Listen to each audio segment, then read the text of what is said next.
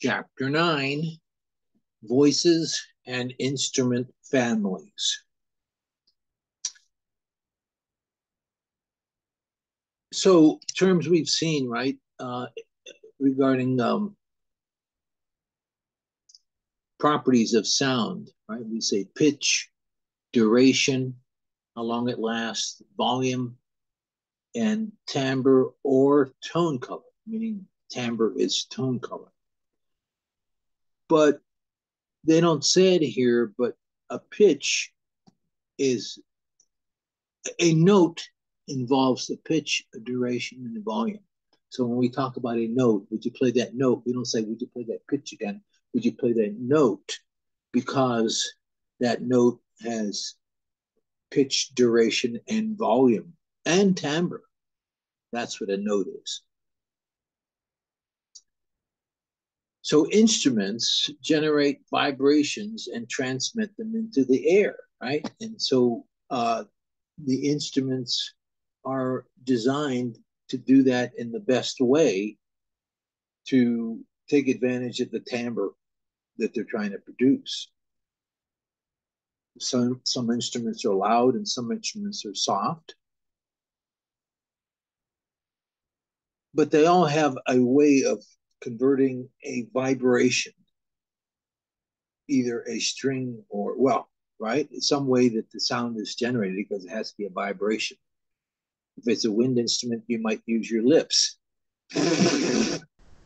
or, air across a pipe, but it has to be directed properly across the pipe. So a vibration is created. You have to know immediately, right? These terms we use to refer to the range of the human voice. And men and women, the men's voices are lower, of course, and women's voices are higher. And the women's voices are soprano and alto. So a high woman's voice is soprano and a low woman's voice is alto. And then the men's voices are tenor and bass. A high men's voice is tenor and a lower men's voice is bass.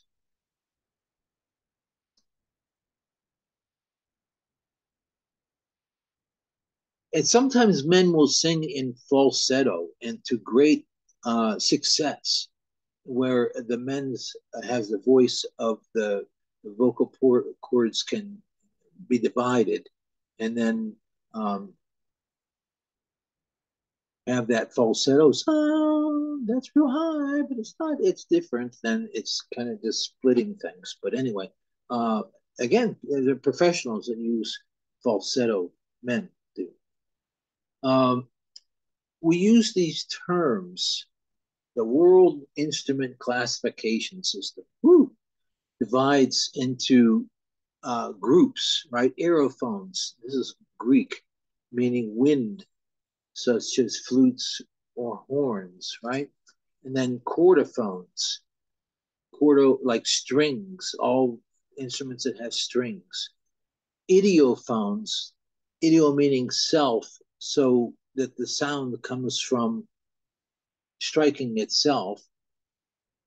They don't say bells or cymbals, but marimbas, right? Xylophones are idiophones. And then membranophones, which have a membrane, drums. So you have those large classifications. Anything that uses air is an aerophone. And strings, chordophones. Two types of percussion instruments. Idiophones, they strike the sound comes from striking themselves, and granophones have membranes. They don't list it here, but there's another classification that they made up because they had no other way to put it, and that's like the keyboard instruments. So there is sometimes a classification called keyboards.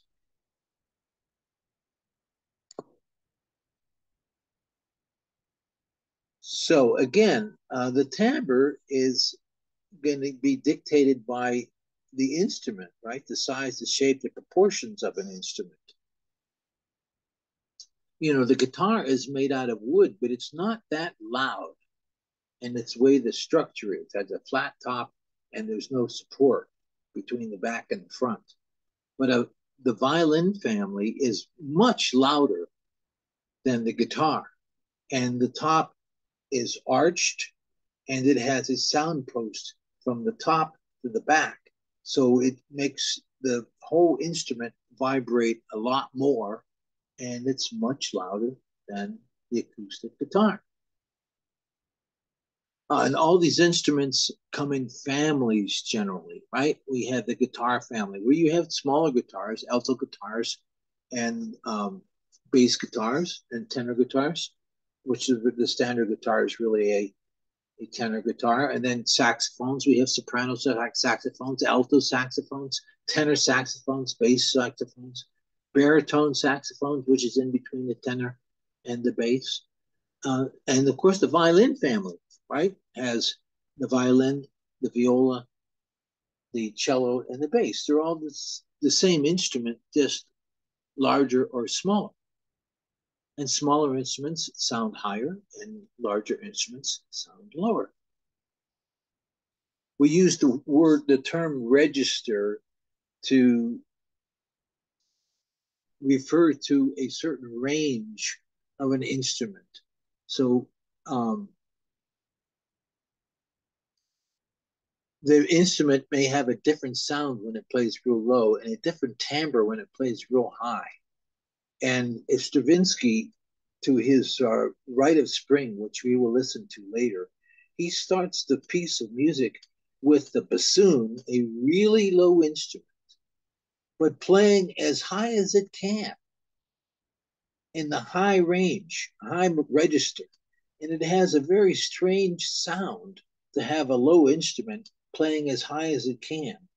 And that's one of the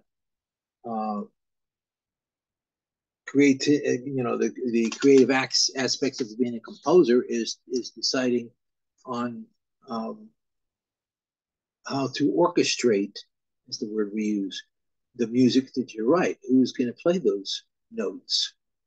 So register refers to a particular range in an instrument. Again, these vocal ranges, we use the word mezzo, meaning half, so they're not a full soprano, or alto. Sometimes we use contralto as somebody really low, and then the baritone is in between. And again, we have these families that have these use these terms because of the size of the instruments relative to each other. And the voice is really the model a lot of times as far as the capabilities of its expressiveness and effects. So instruments basically are oftentimes trying to make a vocal sound, or at least the musicality that's capable from human voice.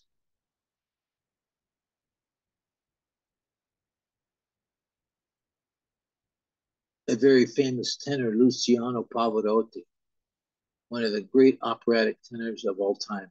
Incidentally, he did not read music, and he had to be taught everything that he sang, but it didn't matter because he just had this magical gift of a voice. And that's the way voices are. They still have to work to develop it and get the greatest effects from it, but it's kind of like what you're born with. And this is a bagpipe. At Baylor High School, they have bagpipes and a bagpipe teacher. It's like crazy. And that's a diatonic instrument. You can't play in all keys, just like one key. That's it. Again, aerophones, right? Anything that uses air. Chordophones, idiophones,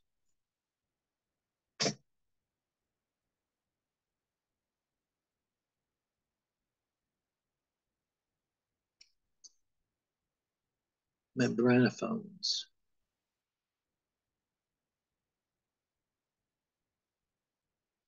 Sound produced from tightly stretched membranes. A chordophone, right? Chinese people.